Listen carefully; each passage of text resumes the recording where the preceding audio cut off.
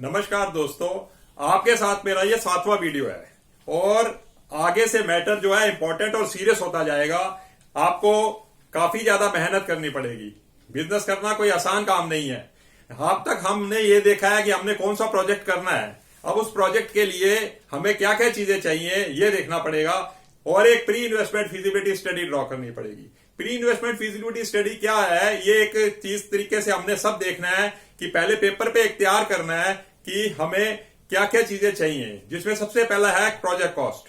Project cost में क्या क्या कंपोनेंट्स होते हैं हमें ये देखना है। सबसे पहले लैंड, बिल्डिंग, फिक्स एसेट्स और other fix assets. Other fix assets में क्या है, फर्नीचर, फिक्सचर और लैपटॉप, कंप्यूटर्स, जो भी हमारी अदर फिक्स जनरेटर्स, ये सब अदर फिक्स एसेट्स होती हैं। इसके बाद हमें उसमें मार्जिन फॉर वर्किंग कैपिटल भी डालना पड़ेगा। मार्जिन फॉर वर्किंग कैपिटल का मतलब है, जो मैं अभी आपको आगे स्पष्ट कर दूंगा कि वर्किंग कैपिटल क्या होती है। उसके साथ जब हमारा टोटल कॉस्ट आ जाएगी, it is known as total project cost. उस प्रोजेक्ट कॉस्ट को हम कैसे फाइनेंस करेंगे, अपने पास से क्या लगाएंगे और उसके बाद बैंक से या फ्रेंड एंड रिलेटिव से हम लोन्स लेंगे। और लोन जो भी है बैंक इंस्टीट्यूशन देगा, हमारे प्रोजेक्ट को देखते हुए देगा। इसके बाद हमारी वर्किंग कैपिटल क्या है। वर्किंग कैपिटल बेसिक क्या चीज होती है। वर्किंग कैपिटल है कि जब हमारी सेल शुरू होगी, हमें स्टॉक चाहिए और हमारे को परचेज चाहिए, हमारे को सेल्स होगी, वो भी उधार में जाती है, तो उसके लिए पैसा चाहिए। Day to day expenses meet करने के लिए पैसा चाहिए। इन सब के लिए एक बिजनेस साइकिल होता है, 15 दिन से लेकर 3 महीने तक, और अब नॉर्मल केसेस में ये 6-6 महीने का भी बिजनेस साइकिल होता है। हमें उस बिजनेस साइकिल के हिसाब से वर्किंग कैपिटल अरेंज करनी पड़ेगी। अब वर्किंग कैपिटल के क्या क्या मेन कंपोनेंट्स हैं वो देखने के बाद वर्किंग कैपिटल जरूरी है। कई लोग कहते हैं कि वर्किंग कैपिटल जो है वो नहीं जरूरी, लेकिन वो ट्रैप होते हैं और बिजनेस में अनसक्सेसफुल होते हैं। वर्किंग कैपिटल का प्रोविजन करके हमें चलना पड़ेगा। मेरे एक मित्र हैं, मुझे मिले, मुझसे कहते हैं यार ये तो फ्यूचर फॉर अनएम्प्लॉयड है और यंग यूथ के लिए है, एग्जिस्टिंग बिजनेस। अरे फंडामेंटल सेम है।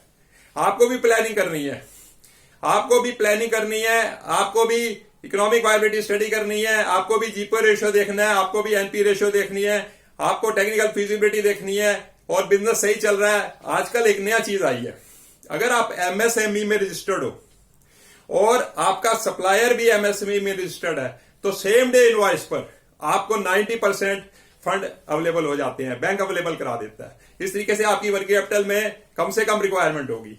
वर्किंग कैपिटल जो है इस तरीके से फाइनेंस हो जाती है। अगर आपके पास ये नॉलेज होगी तो ही तो आप आगे बढ़ सकते हो। कोई भी बिजनेस की ग्रोथ स्टोरी तभी लिख सकते हो जब आप फंडामेंटली साउंड होगे। ये नहीं है एग्जिस्टिंग बिजनेसमैन के लिए चैनल नहीं है, ये गलत सोचना है। लेकिन आपको मैं आपको बताता हूं कि भाई वर्किंग कैपिटल की रिक्वायरमेंट पूरी करने के बाद हमारे को अगला चीज है ब्रेक इवन पॉइंट। ये ब्रेक इवन पॉइंट क्या होता है? ये एक ऐसा पॉइंट है जहां पर नो प्रॉफिट नो लॉस की कंडीशन होती है। जब हम धंधा शुरू करते हैं, जब हमारी फिक्स कॉस्ट मीट हो जाती है, तो वो से कहते हैं no profit no loss situation. जैसे कि हम एक रॉकेट जैसे प्लेन आसमान में भेजते हैं तो एक नो ग्रेविटेशनल जगह आती है जहां पर पृथ्वी की ग्रेविटी खत्म हो जाती है। उसी तरीके से BEP is a point where no profit and loss is there. और जिस बिजनेस का ये बीईपी पॉइंट कम है वो बिजनेस अच्छा है, इसलिए हम इसको कैलकुलेट करते हैं, क्योंकि जहां पर हम जल्दी अचीव कर लेंगे तो हम जल्दी प्रॉफिट में आ जाएंगे। तो बीईपी पॉइंट, वर्किंग कैपिटल, ये चीजें देखनी है और प्रोजेक्ट कॉस्ट। इन तीनों चीजों को देखने के बाद हम जो है बिल्कुल एक तरीके से एक इन्वेस्टमेंट के लिए तैयार हो जाते हैं। और इन्वेस्टमेंट जो है वो हमें सोच समझ के करनी है।